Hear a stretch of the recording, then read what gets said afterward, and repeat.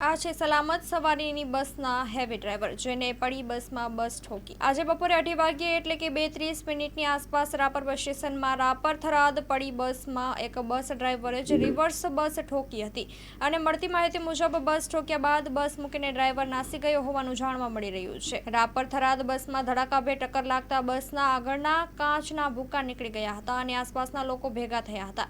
જો કે આ હેવી ડ્રાઈવરનું અને બસનું નામ જાણવા મળ્યું નથી, પરંતુ સદનસીબે કોઈ જાનહાનિના સમાચાર નથી. Story report by Suraj Luhar, Rapar. માં motor driving, safe and sure driving.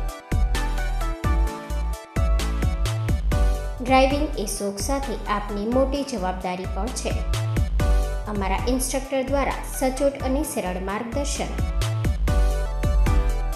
આપની રોજની તાલીમની માહિતી મેળવીને શું અધુરાશ છે એના ઉપર પૂરું ફોકસ કરાય છે.